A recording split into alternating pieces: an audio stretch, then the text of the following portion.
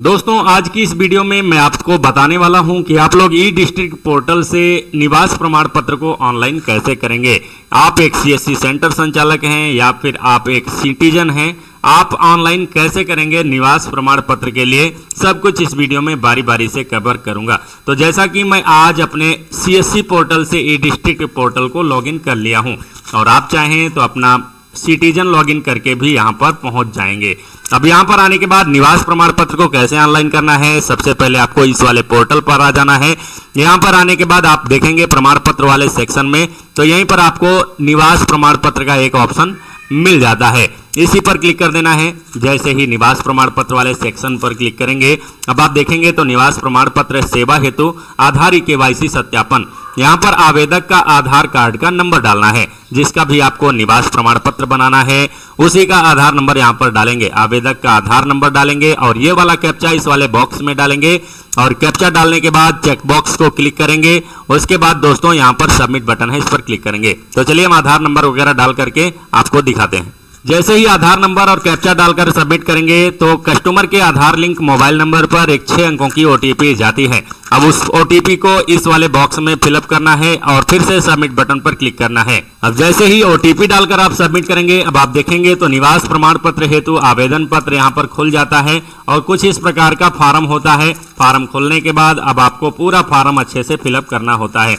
और पूरा फॉर्म आपको हिंदी में फिलअप करना है और जो डॉक्यूमेंट आप अपलोड करेंगे वो 50 KB के अंदर का होना चाहिए। तो चलिए यहाँ पर मैं शुरू से बारी बारी से बता ही देता हूँ। हिंदी में फिलअप करना है और जो डॉक्यूमेंट आप अपलोड करेंगे वो 50 KB के अंदर का होना चाहिए। तो चलिए यहाँ पर मैं शुरू से बारी बारी से बता ही देता हूँ, स्टेप बाय स्टेप समझा देता हूँ। तो सेवा का प्रकार है पहले नंबर पर ग्रामीण या नगरीय। आपको ग्रामीण या नगरीय जो भी है सेलेक्ट कर लेना है। शहरी क्षेत्र से हैं तो नगरीय सेलेक्ट करेंगे, ग्रामीण क्षेत्र से हैं तो ग्रामीण सेलेक्ट करेंगे। अब चलिए यहाँ पर 2 नंबर पर प्रार्थी का नाम हिंदी में अपने आप आ गया है। ऐसा इसलिए हुआ क्योंकि अभी आपने आधार कार्ड की ओटीपी डाल करके केवाईसी की है, तो उसी के जरिए यहाँ पर आधार कार्ड में जो भी नाम है वही नाम यहाँ पर फैच होकर के आ जाता है। हिंदी में नाम आ गया है, अंग्रेजी में नाम आ गया है, दोनों नाम यहाँ पर आ चुका है। अब यहाँ पर तीसरे नंबर पर आ जाएंगे तो पिता, पति या संरक्षक का नाम फिलअप करना होता है। अब जानकारी के लिए आपको बहुत ही ध्यान देना है। यहाँ पर यदि आवेदक के आधार कार्ड में पिता का नाम लिखा हुआ है तो यहाँ पर पिता सेलेक्ट करेंगे, या फिर आवेदक के आधार कार्ड में पति का नाम लिखा हुआ है तो यहाँ पर पति सेलेक्ट करेंगे, और या फिर यहाँ पर पिता पति का नाम ना रह करके किसी और गार्जियन का नाम लिखा हुआ है तो यहाँ पर संरक्षक सेलेक्ट करेंगे।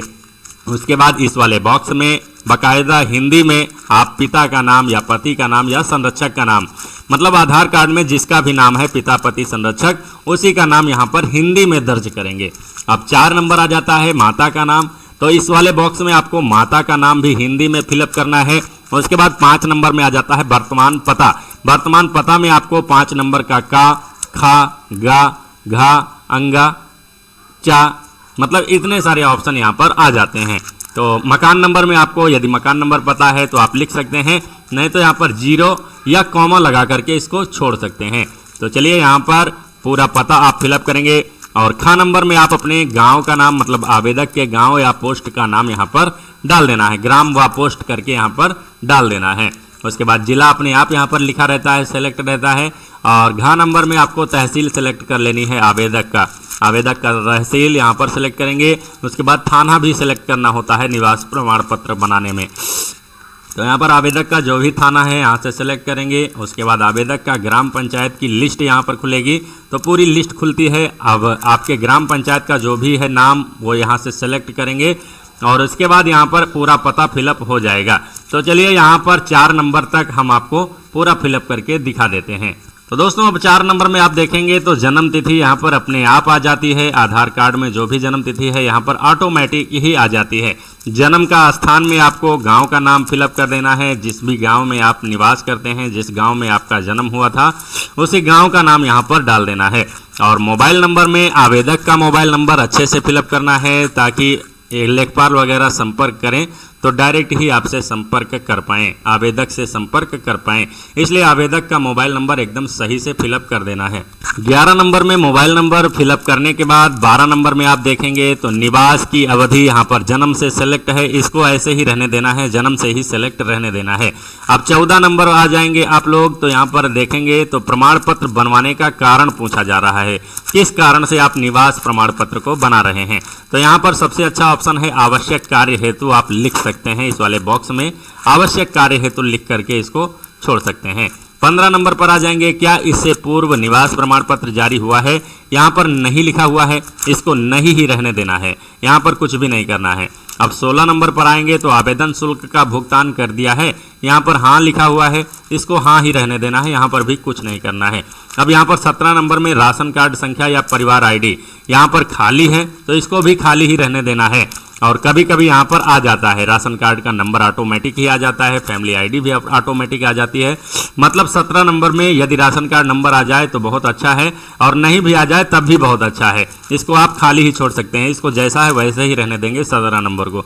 अब 18 नंबर पाएंगे संलग्न शीर्षक अटैचमेंट टाइटल। अब यहाँ से आपको विशेष ध्यान देना है दोस्तों। चलिए 18 नंबर संलग्न शीर्षक चुने का ऑप्शन है, यहाँ पर क्लिक करेंगे।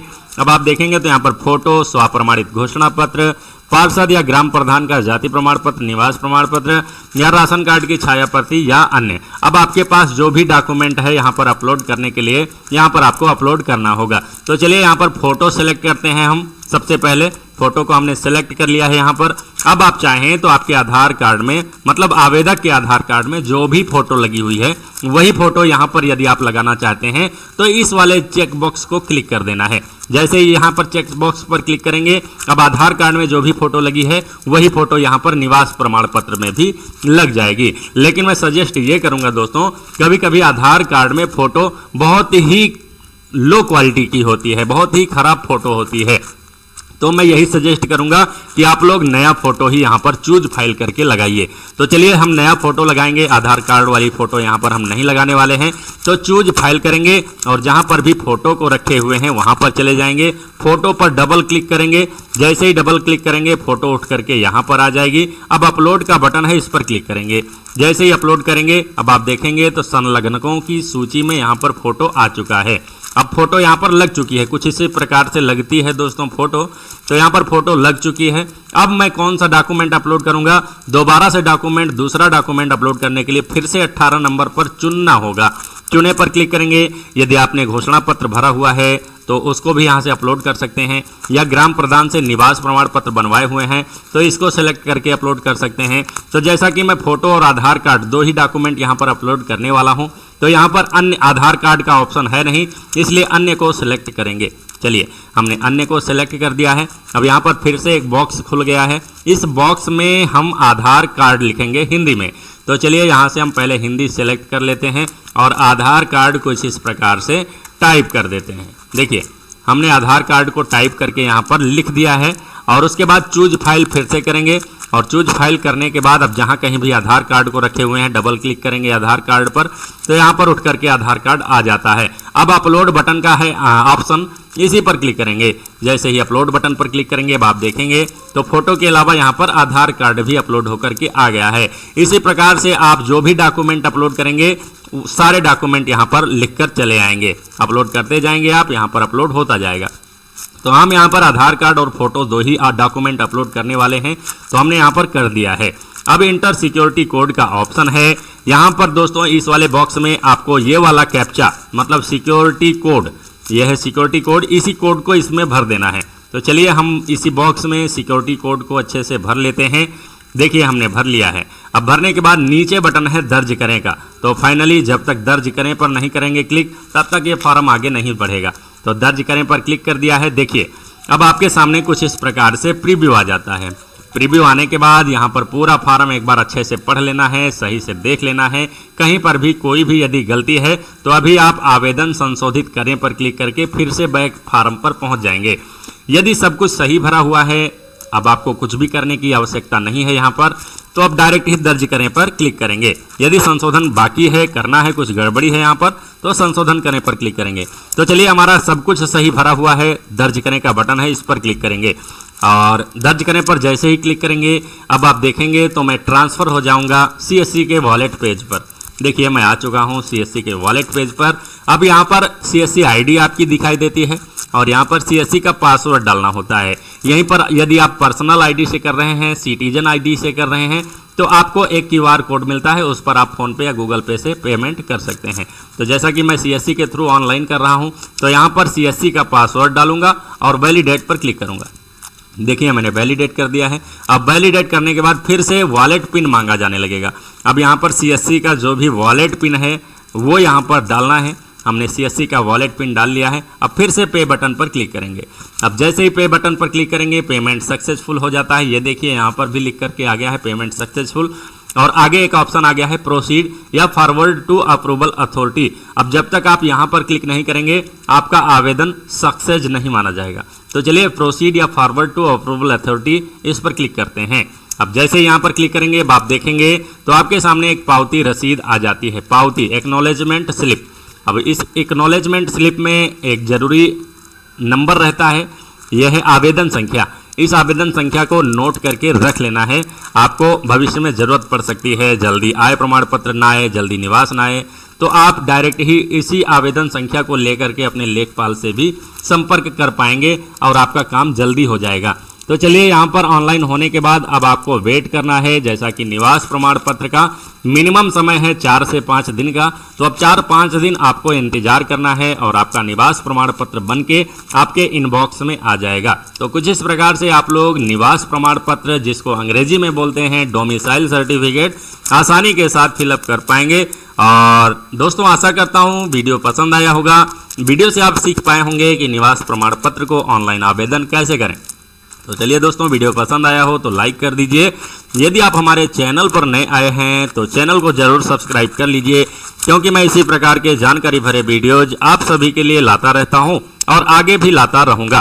तो चलिए दोस्तों, बाय बाय, मिलता हूं आपसे किसी नेक्स्ट वीडियो में। तब तक के लिए बहुत बहुत धन्यवाद। जय हिंद दोस्तों।